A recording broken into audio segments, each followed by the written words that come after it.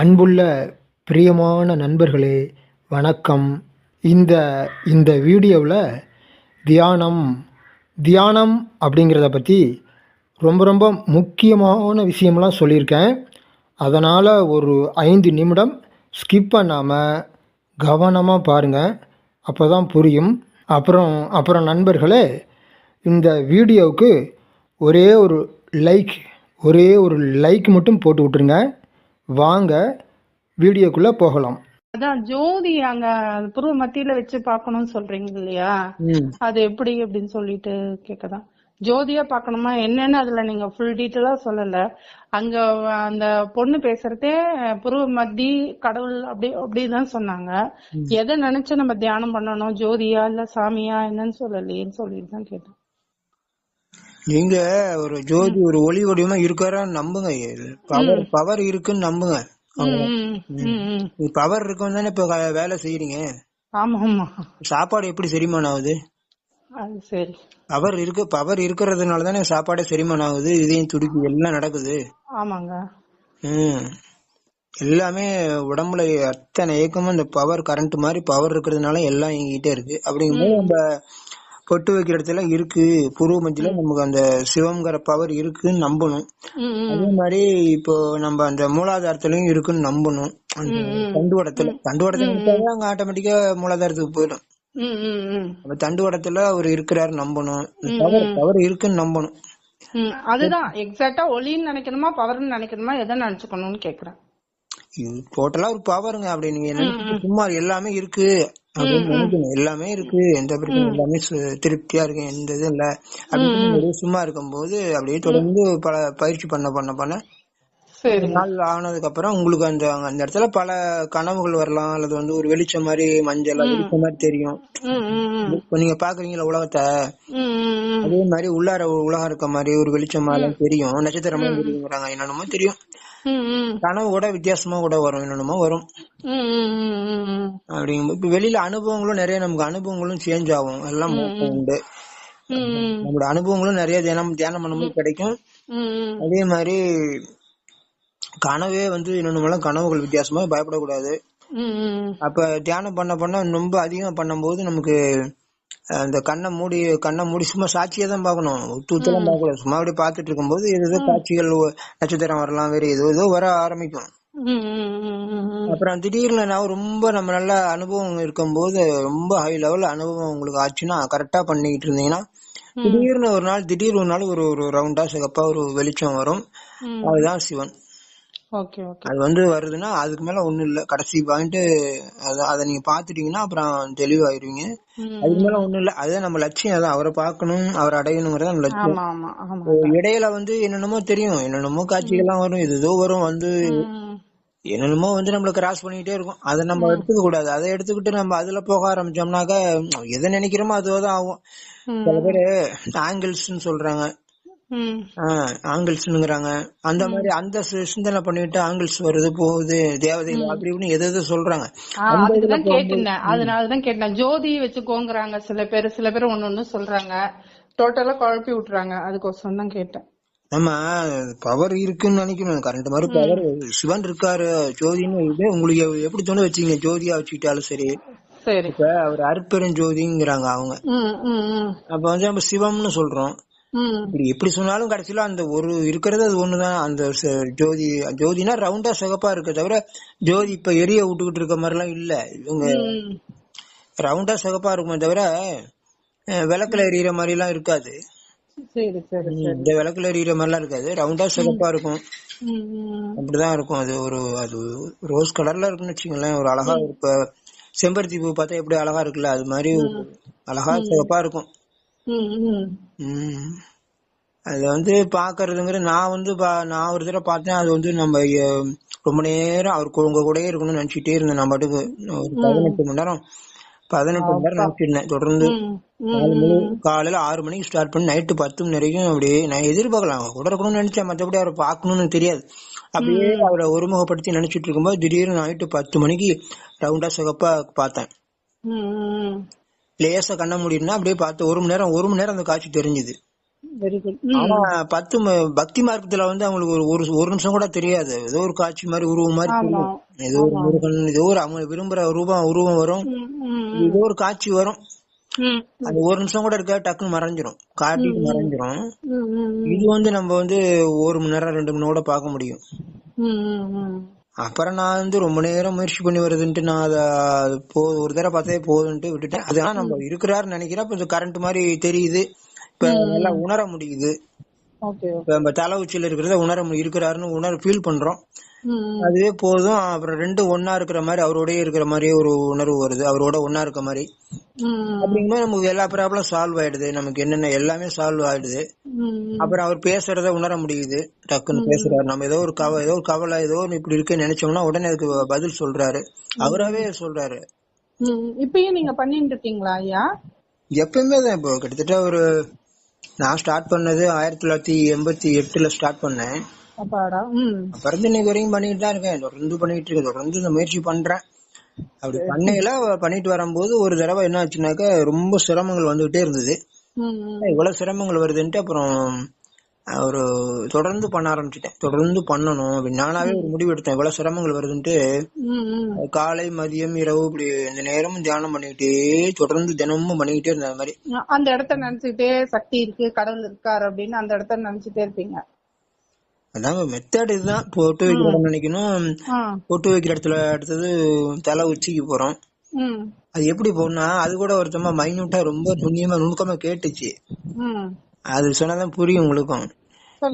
பொட்டு வைக்கிற இடத்த நினைக்கிறீங்கன்னா உள்முகம், உள்ளார போறீங்க. அப்போ பொட்டு வைக்கிற இடத்த நினைக்கிறீங்க. அதுக்கப்புறம் நேரம் அடுத்தது எங்க நினைக்கணும்னா மூளை இருக்கு இல்லையா, மூளைக்கு போறோம். மூளையில தான் நம்ம உயிர் இருக்கு, அதாவது ஆத்மா இருக்கு. கண்ணுக்கு தெரியாத ஒரு புள்ளி.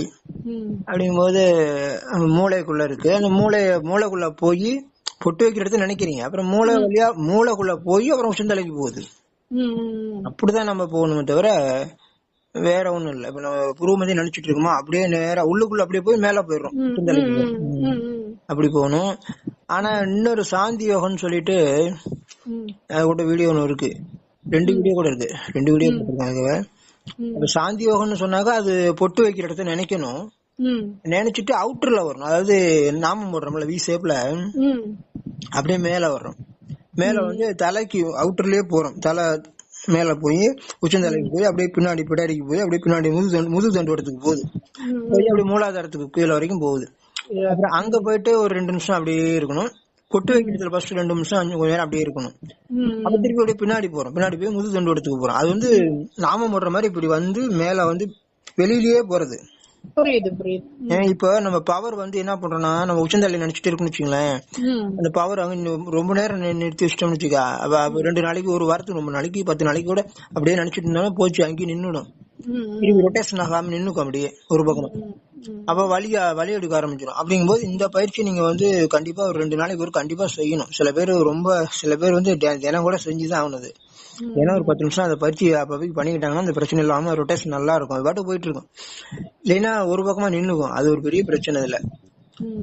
அப்படிங்கும்போது நம்ம இது வந்து வெளிப்புறத்துல இப்படி போறது திருப்பி வந்துடும், திருப்பி மூலாதாரத்துக்கு போறோம், திருப்பி அப்படியே வந்து திருப்பி பொட்டு வைக்கிற இடத்துக்கு வரோம், திருப்பி அப்படியே போறோம். அப்படி போகும்போது நல்லா அந்த உயிர் சக்தி, உயிர் வேற உயிர் சக்தி வேற பவர், அது அப்படியே ரொட்டேஷன் உடம்புல ஓடிட்டு இருக்கும், நல்லா இருக்கும். இப்ப அப்பதான் நல்லா ஆரோக்கியமா இருக்கும். இல்லைன்னு சொன்னா உள்ளாரே தேங்குச்சுன்னா வலி எடுத்துக்கும், தலைவலி எடுத்துக்கும். அப்புறம் அப்படியே விட்டுட்டாலும் போச்சு, அவ்வளவு. நான் இப்ப ஒரு வருஷமா ட்ரை பண்றேன், எனக்கு செட் ஆக வரமாட்டேங்குது. மூச்சு கவனிக்கலாம்னு பார்த்தா மூச்சையும் என்னால கவனிக்க முடியல. மூச்செல்லாம் கவனிக்க வேண்டாம், மூச்சு கவனிச்சு அதெல்லாம் வேஸ்ட். அதுல வந்து அது மூச்சை கவனிச்சு எங்கேயோ சொல்றாங்க, அவங்களே சொல்றாங்க அனுபவம். மூச்சை கவனிச்சுட்டு இருந்தா எங்க இருக்குன்னே தெரியல, ஒண்ணுமே புரியலங்கிறாங்க. அது எது கவனிச்சு என்ன பண்ணும், மூச்சு எல்லாம் ஒண்ணும் இல்லமா, காத்த கவனிச்சு என்ன பண்ண போறோம், காத்த பாத்துட்டு இருந்து என்ன பண்ண போறோம், அது கடவுள் கவனிக்க முடியல. சரி, இதையான நெத்தி போட்ட கவனிக்கலாம், அதெல்லாம் ஒண்ணும் வேலை செய்யாதுமா. நெத்தி போட்டு எல்லாம் ஒண்ணும் கிடையாது, அது கடவுள் இருக்கிறாரு நம்புங்க ஃபர்ஸ்ட். 100 இப்ப முது தாண்டோட்டத்துல இருக்கிறாரு நம்புங்க, பொட்டு வைக்கிற இடத்துல இருக்க நம்புங்க, அப்படியே சும்மா இருங்க, அவ்வளவுதான். ஒன்னும் செய்யக்கூடாது. நீ சும்மா இருந்தாலும் அவரே எல்லாம் பண்ணிடுவாரு, நீங்க ஏன் கஷ்டப்படணும், நம்ம ஏன். அப்புறம் சரி உச்சந்தலையில இருக்கிறாருன்னு நினைச்சுங்க, உச்சந்தலையில இருக்காருன்னு நீங்க அப்படியே அப்படியே அப்படி சும்மா இருங்க, திருப்தியா அப்படியே இருங்க. சரிங்க அந்த முயற்சி தான் வந்து தியானம்னு சொல்றது. அது புரிஞ்சுக்கணும் என்னான்ட்டு, புரிஞ்சுக்கிட்டு பண்ணா ஈஸியா இருக்கும். அதை விட்டுட்டு நான் தம் கட்டிக்கிட்டு பொட்டு வைக்கிற இடத்தையே நினைச்சு தம் கட்டிக்கிட்டு தலைவலி, அந்த இடத்துல வலிக்கும், பொட்டு வைக்கிற இடத்துல வலிக்கும், தலைவலி வரும், ஒரு மாதிரி உடம்பு ஒத்துழைக்காது வரும். ஏன்னா அது தியானமே அல்ல. தம் கட்டிக்கிட்டு ஃபோர்ஸ் பண்ணி மனசை அடக்குறது கிடையாது. நம்ம தான் சிவம், அந்த சிவனை ஒன்னா இருக்கிறோம்ட்டு நம்ம சும்மா சும்மா இருந்தாலும் ஒன்னாயிடும். இப்ப எதுவுமே செய்யாம சும்மா அப்படியே அந்த இடத்துல சாட்சியா பார்த்து சும்மா அப்படியே இருந்தாவே எது செய்யணும், எல்லாமே இருக்கு, திருப்தியா சந்தோஷமா திருப்தியா அப்படியே அங்க சிவன் இருக்காருன்ட்டு அப்படியே சும்மா இருந்தாவே ஆட்டோமேட்டிக்காவே சிவனும் நம்மளும் ஒன்னாயிடுறோம். அப்படியே இணைஞ்சிடுறது, ஒன்னும் ஆயிடுது, ஒன்னாதான் இருக்குங்கிறது உண்மை தானே தெரிஞ்சிடும்.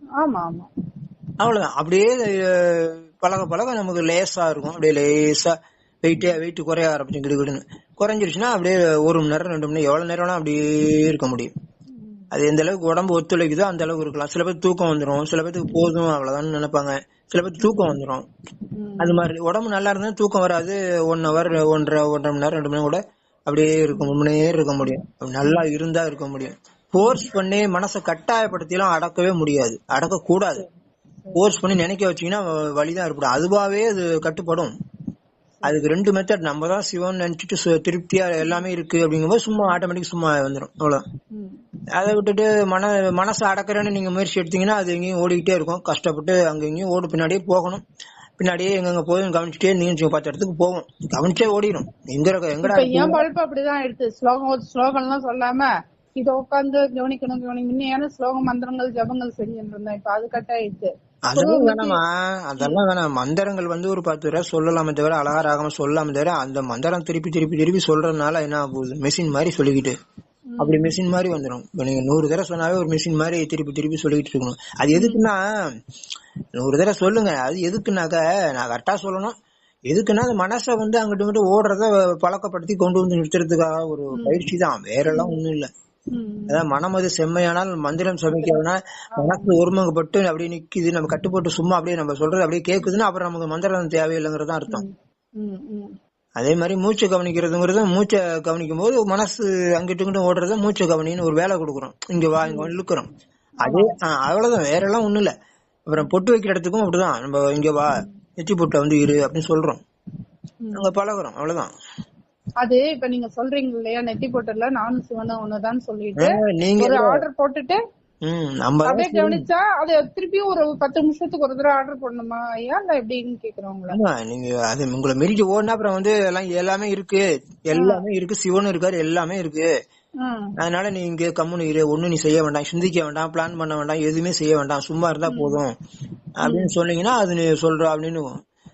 நம்மளும் சிவம் ஒண்ணுதாங்கிற அந்த நாலேஜ், அந்த ஞானம், அதை நீங்க அப்ளை பண்ணாவே ஈஸியா மனசு கரைஞ்சிடும். அதான் மனமற்ற நிலைக்கு போயிருங்க, மனசு இல்லாத நிலைக்கு போறீங்க. அப்புறம் மனசு அடக்குறதுங்கிறது அது ஒரு மெத்தடு. நம்மளே சிவமா இருக்கிறவங்க போது அது மனசு என்ன ஆகும்னா கரைஞ்சிரும், மனசு வேலையே இல்லையே. நம்மளே சிவங்கிறத உணரும் போது மனமற்ற நிலை, மனசு இல்ல. அப்புறம் மனசு இருந்தாலும் அதை நீங்க அடக்குவீங்க, அது நீங்க தான் உங்களுக்கு அடிமையாயிருச்சு. இப்போ சிவன்கிறது அந்த இதை பயன்படுத்தும் போது அது உங்களுக்கு கட்டுப்பட்டுருது, உங்களுக்கு அடங்கிருது, கரைஞ்சிருது, அப்படியே நின்னுடுது. அப்படியே அது ஜம்பிங், அதாவது ஒரு விதை வந்து அழிஞ்சி மரமா மாறிடுது, அது மாதிரி அது மனசு கரைஞ்சு போகுது, ஒரு மாற்றம் நிகழுது. அதுக்கு கொஞ்சம் முயற்சி பண்ணதான் ஒரு முயற்சி பண்ணாம வராது. பண்றேங்க, நீங்க ஆசீர்வாதம் பண்ணுங்க எனக்கு.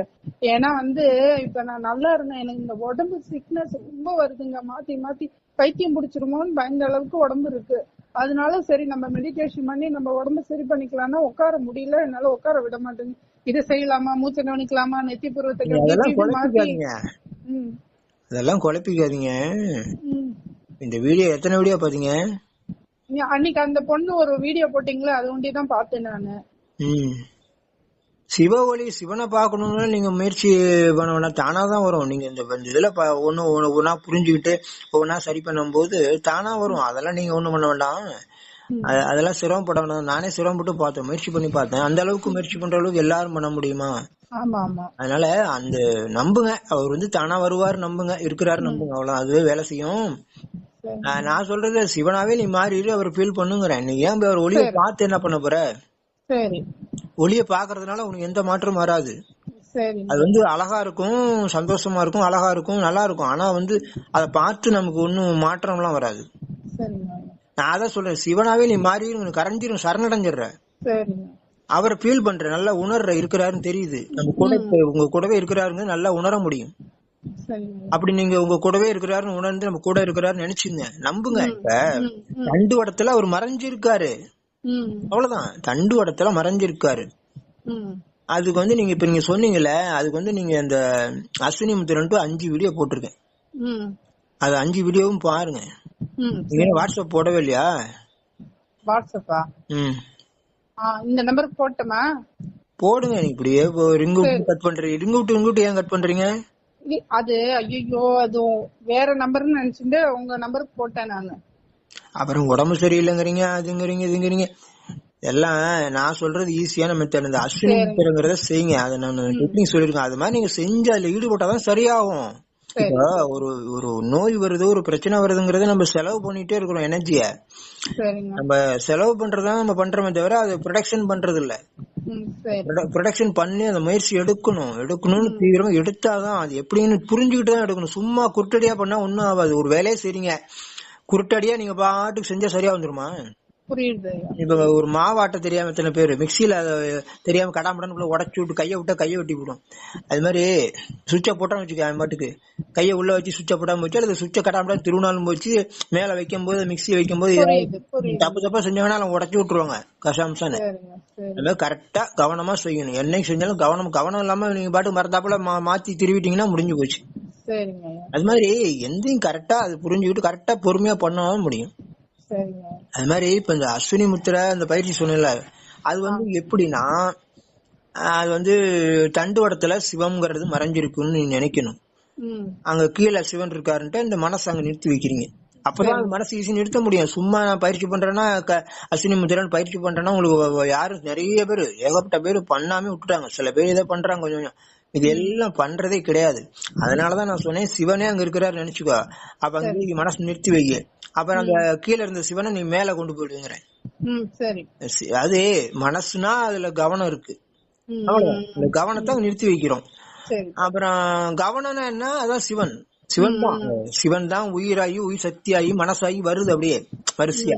கவனமா எல்லாமே அதுதான். அப்ப நம்ம தண்டுவடத்துல கீழ்பகுதியில மறைஞ்சு இருக்காரு சிவன். அங்க சிவன் இருக்காருன்னு நினைச்சீங்க, அப்படியே அங்கேயே இருங்க. எல்லாம் அவர் பாத்துக்குவாரு. என்ன அப்ப என்ன அர்த்தம்? அங்க சிவன் இருக்காருன்னா எல்லாம் பாத்துக்குவாரு, என் நோய் பிரச்சனை எல்லா பிரச்சனையும் பாத்துக்குவாருன்னு நினைச்சிட்டு அப்படியே அங்க தண்டுவடத்துல இருக்கிறீங்க. தண்டுவடத்துல இருக்க சிவனா மாறிடுங்க. சிவனா மாறிட்டு அந்த அஸ்வினி முத்திரை சுருக்கி விரிக்கிறீங்க. அப்புறம் சுருக்கி பிடிச்சிக்கிறீங்க, மூச்சு காத்து அப்படியே இழுத்து ஹோல்டு பண்றீங்க. ஹோல்டு பண்ணிக்கிட்டு அப்படியே கீழே இருக்க சிவன் கட்டுப்பாட்டுல இருக்கு, கவனம் அங்கேயே இருக்கு. அப்ப உங்க கண்ட்ரோல்ல இருக்கு, கண்ட்ரோல்ல. அப்ப வந்து அந்த மூச்சு இழுத்து ஹோல்டு பண்ணும் போது அப்படியே கீழே தண்டுவடத்துல இருந்த கவனத்தை வந்து அப்படியே தலை உச்சிக்கு கொண்டு போயிடுறீங்க. இப்ப தலை உச்சி சிவன் வந்து தலை உச்சிக்கு போயிட்டாரு. அதாவது இந்த கவனம் வந்து கவனம் சிவன் எப்படின்னு வச்சுக்க.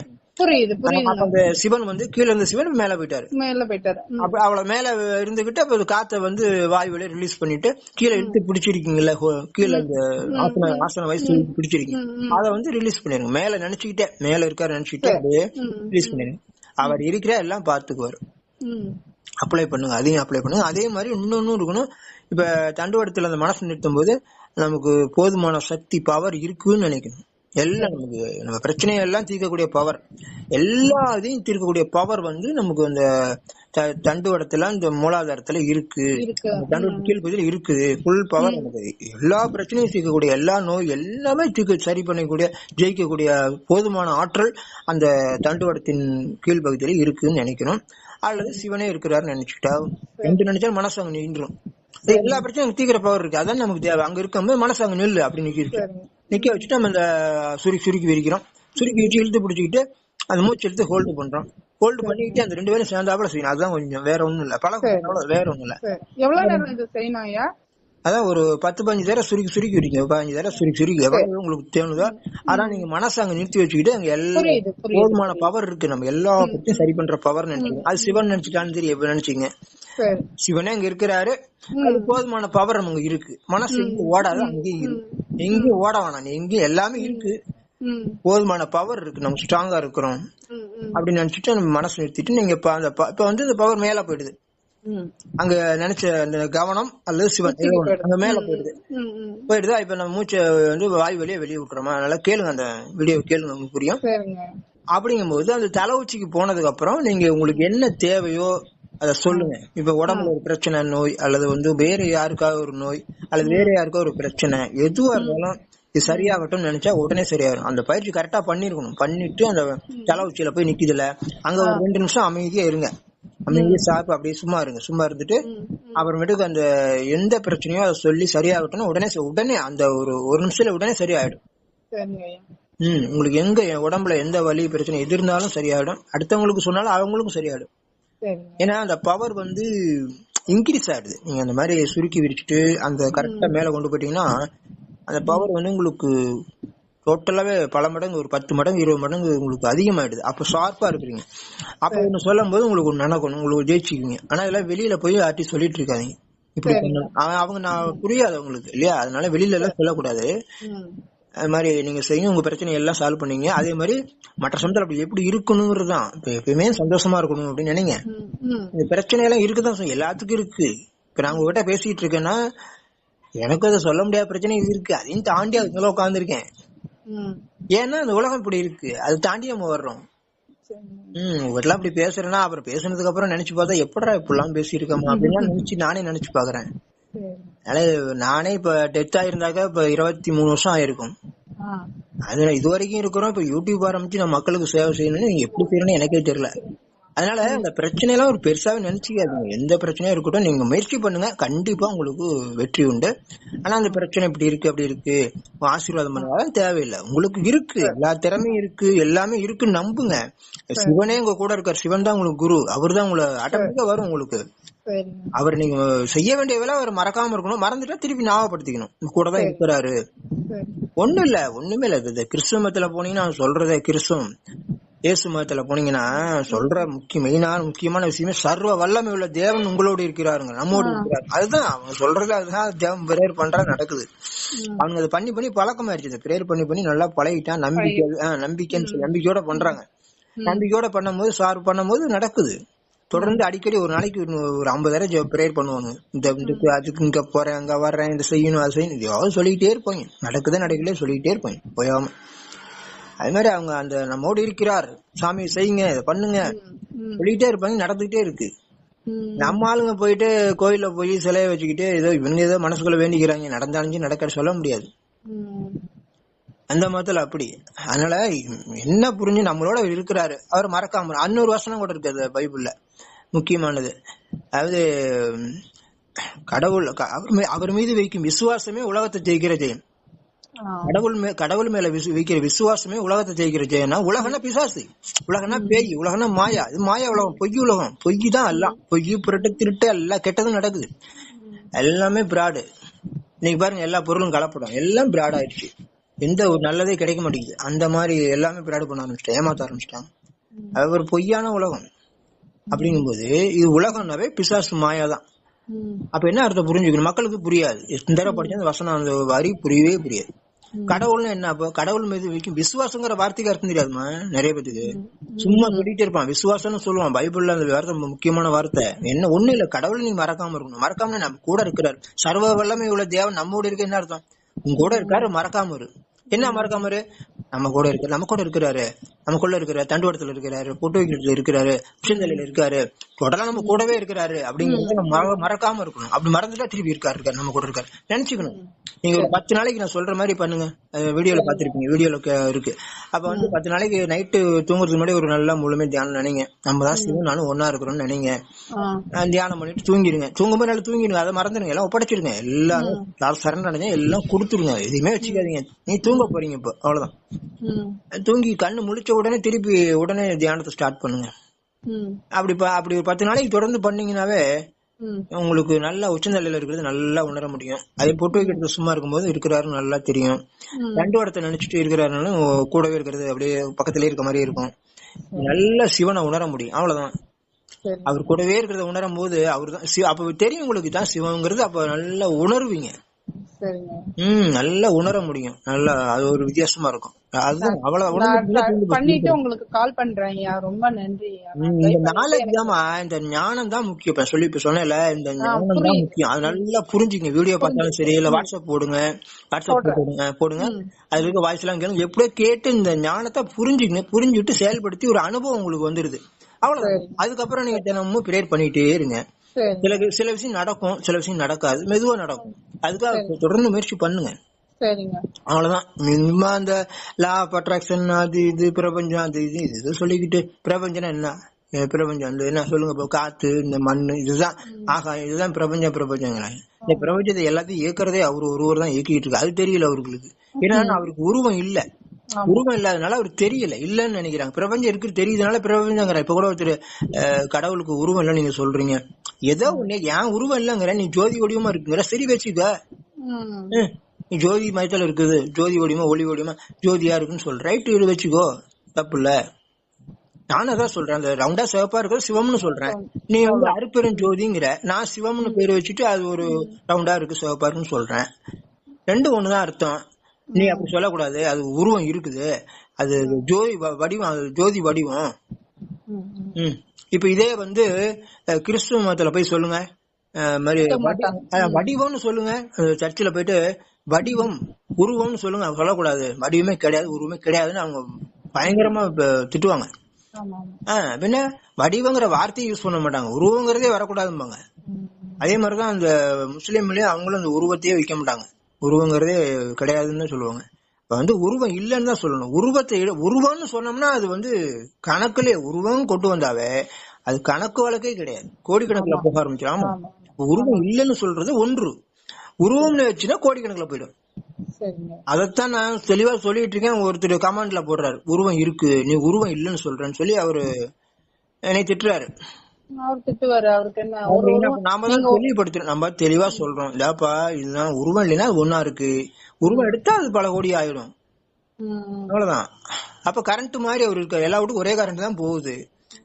மிக்சி கிரைண்டர் உபகரணங்கள் வேற வேறையா இருக்கு, நிறைய இருக்கலாம். ஆனா வந்து கரண்ட் எல்லா இடத்துக்கும் போற கரண்ட் ஒண்ணுதான் அப்படின்னு சொல்லி தெளிவா சொல்றோம். கரண்ட்டுக்கு உருவம் இல்லாத மாதிரி கடவுளுக்கும் உருவம் கிடையாது, ஒருவரா இருக்கிறாரு. உருவம் எடுத்தாருன்னா அவரே வந்து பல கோடி ஆயிடும், பல கோடி. கணக்கு இல்ல அதுக்கு, என்ன முடியாது. உருவம்னா அப்படி என்ன கணக்கு இருக்கானே, உருவம் இல்லங்கும் போது ஒன்றா இருக்கு. அதே சிவனே உருவம் எடுத்தாருன்னா என்ன ஆகும், இந்த மாதிரிதான். அதனால கடவுள் ஒருவரே, ஒரு உருவம் இல்ல, அவர் சர்வம் சிவமயம். அவர் ஒருவரே தான் எல்லாமே தோற்றம் அளிக்கிறாரு, அவ்வளவுதான். எல்லா தோற்றம் கண்ணுல பாக்குறது எல்லாமே அவருடைய தோற்றம் அளிச்சிட்டு இருக்காரு. ஆனா அது பொய். இந்த உடம்பு பொய் தானே, கொஞ்ச நாளைக்கு இருக்கும், அப்புறம் எங்க போயிட்டு எங்க காணா போயிட்டாங்களே, நேற்று இருந்திரும் இன்னைக்கு இல்ல, அப்படி இல்ல இருக்கு. அதனால நிலையில்லாத உலகம் இது, மாய உலகம், பொய்யான உலகம். அது வந்து என்ன சொல்ல போனா பிராடு, திருட்டு, கொலை அத்தனையும் நடக்குது. அதனால வந்து இந்த உலகத்தை எப்படி நம்ம அணுகணுமோ கண்டு காணாம இருக்கணும். நம்ம பெருசா வெளியில நடக்கிறதெல்லாம் எடுத்து போட்டு கூடாது. நமக்கு என்னவோ அதை மட்டும் பாத்துங்க. உங்களுக்கு பிரச்சனை எல்லாம் நீங்களே சரி பண்ணிக்கலாம், ஒன்னும் பிரச்சனை இல்ல. அதுக்கு அப்புறம் பேசும்போது வாட்ஸ்அப் எல்லாம் பாருங்க. அதுக்கப்புறம் நல்லா பாத்துட்டு யோசனை பண்ணிட்டு அப்புறமேட்டுக்கு சொல்லுங்க என்னான்ட்டு. 2 ராகுல சொல்லுங்க. தேவைப்பட்டா பிரேயர் பண்றோம், எல்லாத்துக்கும் பண்ண முடியாதுல்ல. இல்லங்க, ரொம்ப மோசமா இருக்கிறதுனாலதான் உங்ககிட்ட சொன்னேன். இதெல்லாம் நீங்க சிந்தனை பண்ணுங்க, தியானம் பண்ண முயற்சி பண்ணுங்க, புரிஞ்சுக்குங்க, முயற்சி பண்ணிட்டு இருங்க. யோசனை பண்ணுங்க, என்னன்னு சொல்லுங்க, அதுக்கு பிரேயர் பண்ணுங்க. ஓகே, சரிங்க, நன்றிங்க. நான் வாட்ஸ்அப் பண்றேன், நீங்க அனுப்பிச்சு விடுங்க. ஓகே ஓகே, நன்றிங்க, ரொம்ப நன்றி. நண்பர்களே, மிகவும் பிரியமான நண்பர்களே, இந்த வீடியோவுக்கு ஒரே ஒரு லைக் மட்டும் போட்டு விட்டுருங்க. அப்புறம் நண்பர்களே, மலேசியாவிலிருந்து ஒரு நண்பர் நம்முடைய வீடியோலாம் பார்த்துருக்காரு. நம்முடைய வீடியோ பார்க்குறதுக்கு முன்னாடி ரொம்ப குழம்பி போய் என்ன செய்கிறதுனே தெரியாமல் ஒரு குழப்பத்திலேயே இருந்திருக்காரு. அப்புறம் நம்முடைய வீடியோலாம் பார்த்துட்டு 100% தெளிவாக ஆயிட்டார். அதனால் அவருக்கு 100% தைரியம் வந்துருச்சு. அவர் வந்து கடனாக கொடுத்த பணம் ஒரு 3 லட்சம், அதை திருப்பி வாங்க முடியாமல் ரொம்ப நாளாக ஒரு 5 வருடமாக சிரமப்பட்டிருக்காரு. அப்படிங்கும்போது இப்போ ஒரு தைரியம் வந்தவுடனே அவர் வேண்டிக்கிறார். அதாவது வந்து இந்த பணம் வந்துட்டாக்க நான் ஒரு தொகையை வந்து காணிக்கையாக கொடுக்குறேன்னு அவராக வேண்டிக்கிட்டு முயற்சி பண்ணியிருக்காரு. அதாவது தியானம் பண்ணிக்கிட்டே இருந்திருக்காரு. தியானம் பண்ணி சொல்லிட்டார். சாமிகிட்ட சொல்லிவிட்டு முயற்சி பண்ணிகிட்டே இருக்கார், தியானம் பண்ணிகிட்டே இருக்கார்.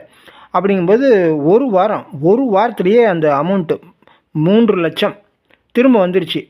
அதுக்கப்புறம் நமக்கு வந்து நம்ம அக்கௌண்ட்டுக்கு இந்த காணிக்கையை அனுப்புகிறாரு. அவர் அனுப்பி இப்போ 2 மாதம் ஆகுது, அனுப்பிட்டார். அதனால் நண்பர்களே, நீங்கள் வந்து அந்த மாதிரி உங்கள் பிரச்சனைகளுக்காக வேண்டிக்கிட்டு அது சரியானதுக்கப்புறம் கூட உங்களுக்கு காணிக்கையை அனுப்பலாம். சரிங்களா? ரொம்ப ரொம்ப நன்றி. அப்புறம் நண்பர்களே, இந்த வீடியோவை உங்கள் நண்பர்களுக்கு ஷேர் பண்ணுங்கள். மறக்காமல் லைக் பண்ணியிருப்பீங்கன்னு நினைக்கிறேன். ஒரே ஒரு லைக் மட்டும் போட்டு விட்டுருங்க. நான் வந்து மற்றும் ஒரு மிக மிக அருமையான வீடியோவில் நான் சந்திக்கிறேன். அது வரைக்கும் வாழ்க வளமுடன், வாழ்க வளமுடன்.